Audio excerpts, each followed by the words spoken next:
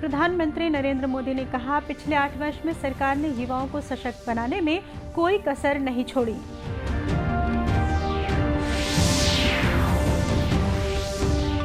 केंद्रीय मंत्री फग्गन सिंह कुलस्ते दुर्ग पहुंचे, केंद्र की विभिन्न योजनाओं की समीक्षा की।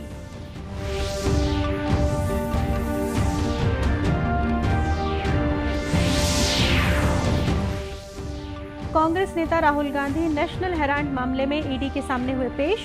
स्मृति ईरानी ने कहा, कांग्रेस नेता जांच एजेंसी पर दबाव बनाने के लिए सड़कों पर उतरे।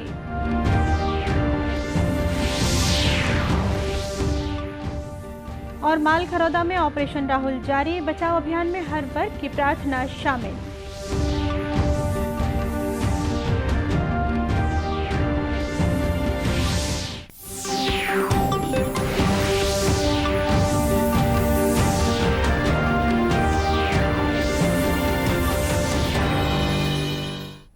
नमस्कार, आप देख रहे हैं दूरदर्शन समाचार।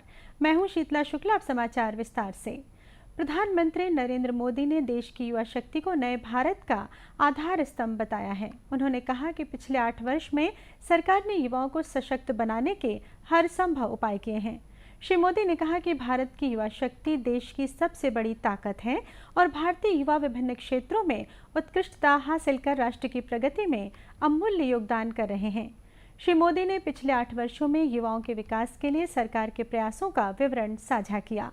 उन्होंने कहा कि आज उद्यमिता से लेकर खेलकूद तक सभी क्षेत्र समाज के विभिन्न वर्ग के युवाओं की पहुंच में हैं। प्रधानमंत्री ने कहा कि एनडीए सरकार ने युवाओं को अपनी पूरी क्षमता का उपयोग करने और अपने सपनों को साकार करने में सक्षम बनाया है। श्री मोदी ने कहा कि युवाओं के विकास के लिए हर जरूरी प्रयास किए गए हैं। इनमें नई शिक्षा नीति, भारतीय सूचना प्रौद्योगिकी और भारतीय प्रबंधन संस्थानों का विस्तार, नए स्टार्टअप उद्यम और यूनिकॉर्न तथा खेलो इंडिया जैसी पहल शामिल हैं। इस्पात और ग्रामीण विकास राज्य मंत्री फग्गन सिंह कुलस्ते आज दुर्ग जिले के दौरे पर पहुंचे। इस दौरान वे कलेक्ट्रेट कार्यालय में जिला निगरानी समिति की बैठक के साथ योजना की समीक्षा बैठक में शामिल हुए।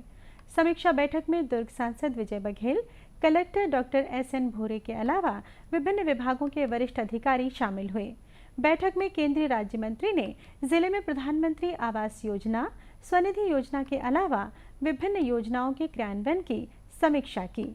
समीक्षा बैठक के बाद केंद्रीय राज्य मंत्री श्री कुलस्ते ने मीडिया से बातचीत करते हुए कहा कि पिछले 8 साल में प्रधानमंत्री नरेंद्र मोदी के नेतृत्व में सरकार ने देश में बिजली, आवास के क्षेत्र में भी अभूतपूर्व कार्य किया है।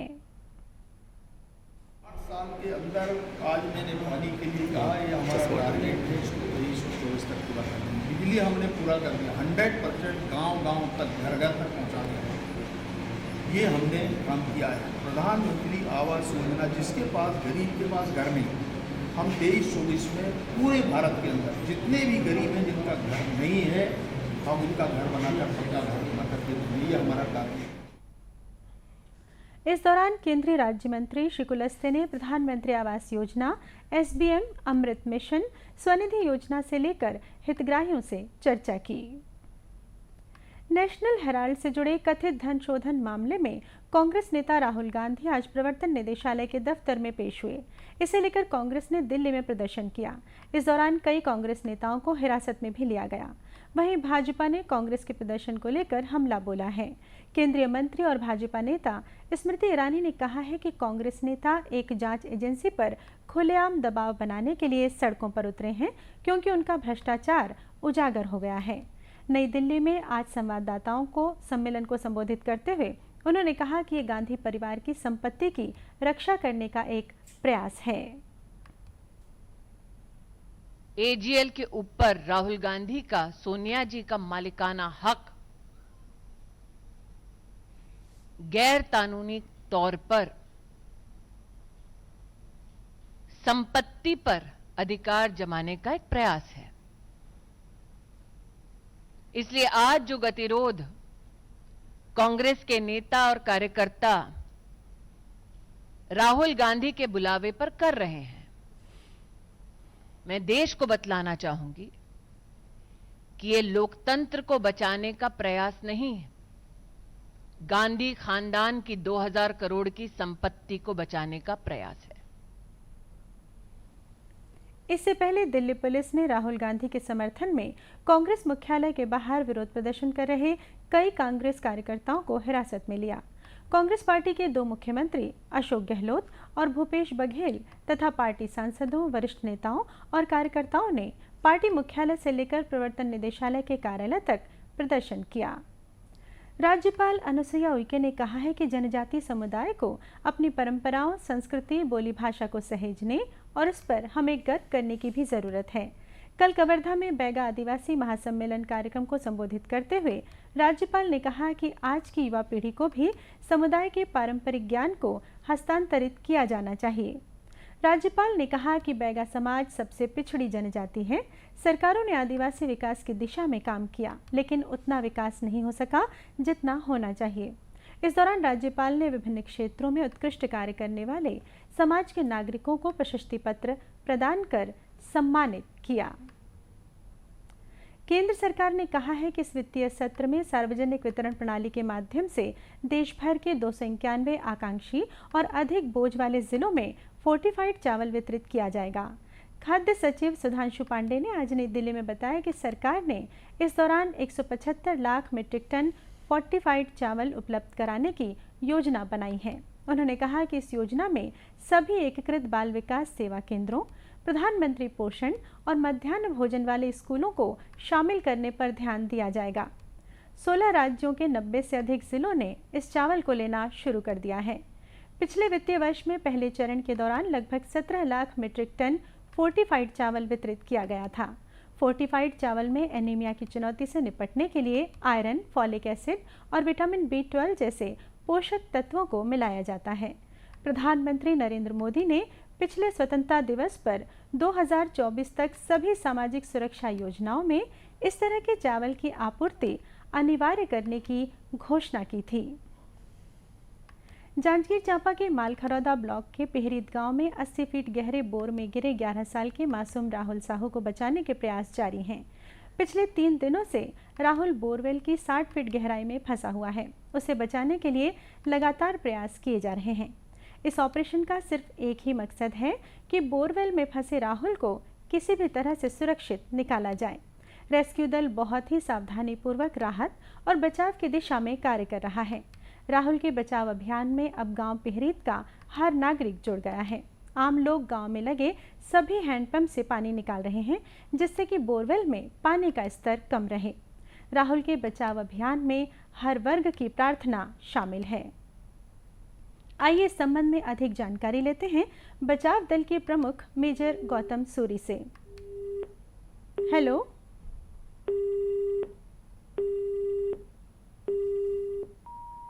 हेलो, जल्दी ही हम मेजर गौतम सूरी से बातचीत करेंगे और जानकारी लेंगे कि रेस्क्यू ऑपरेशन कैसा चल रहा है। और जी, संपर्क नहीं हो पा रहा है जी। माओवाद प्रभावित 4 जिलों नारायणपुर, दंतेवाड़ा, बीजापुर और सुकमा में राज्य शासन की पहल से 260 स्कूलों को फिर से शुरू किए जाने का निर्णय लिया गया है। आज से लगभग 15 वर्ष पहले इन जिलों के माओवाद प्रभावित इलाकों में 400 से अधिक स्कूलों को विभिन्न कारणों से बंद कर दिया गया था। अब समुदाय की मांग के आधार पर 260 स्कूलों में इस सत्र से फिर से पढ़ाई शुरू होने जा रही है। इन स्कूलों को औपचारिक रूप से राज्य स्तरीय शाला प्रवेश उत्सव के दौरान ही 16 जून को खोले जाने की घोषणा की गई है। स्कूल शिक्षा विभाग ने इस संबंध में इन जिलों के कलेक्टरों को अपने स्तर पर तैयारियां करने के निर्देश दिए हैं। जारी पत्र के अनुसार शाला प्रवेश उत्सव के दिन 16 जून को जिले की किसी एक शाला का चयन कर वहां शाला प्रवेश उत्सव का मुख्य कार्यक्रम आयोजित किया जाएगा। कार्यक्रम में जिले के प्रभारी मंत्री, जिला पंचायत अध्यक्ष, अन्य जनप्रतिनिधि और संबंधित अधिकारी शामिल होंगे। वहीं मुख्यमंत्री भूपेश बघेल की उपस्थिति में होने वाला राज्य स्तरीय शाला प्रवेश उत्सव ऑनलाइन प्रसारित किया जाएगा, जिसे जिले की संबंधित शालाओं में प्रसारित किया जाएगा।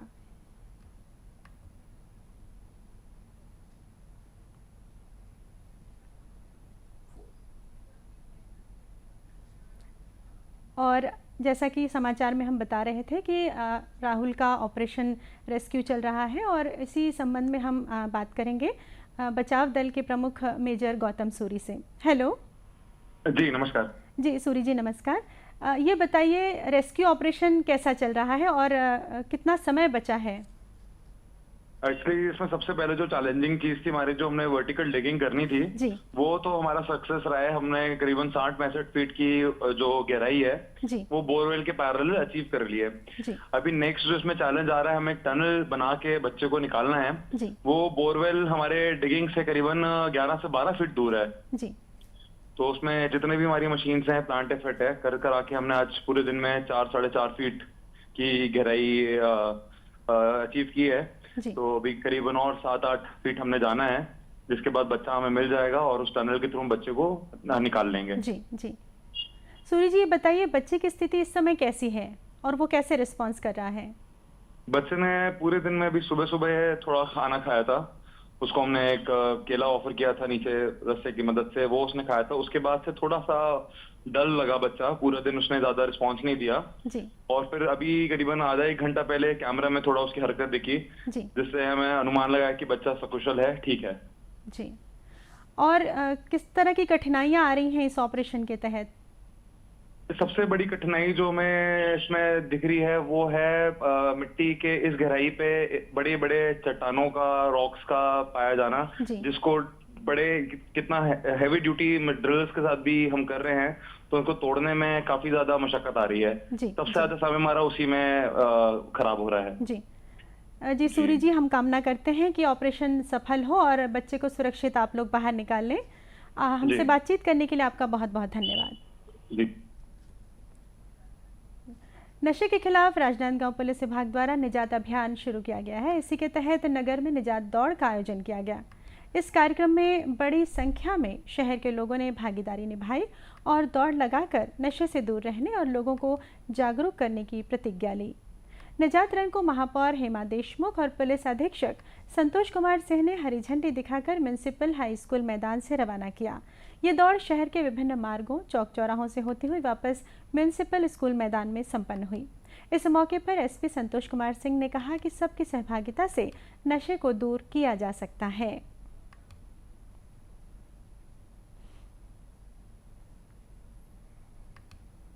लोग निजात अभियान चला रहे हैं जो ड्रग्स, नारकोटिक्स व अवैध नशे के खिलाफ एक कार्रवाई जागरूकता अभियान है।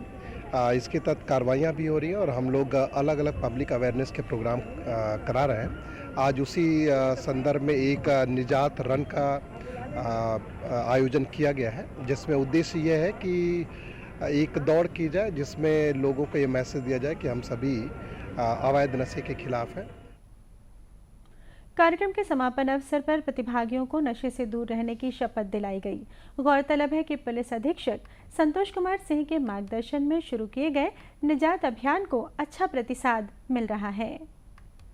और अब कुछ खबरें जिलों से।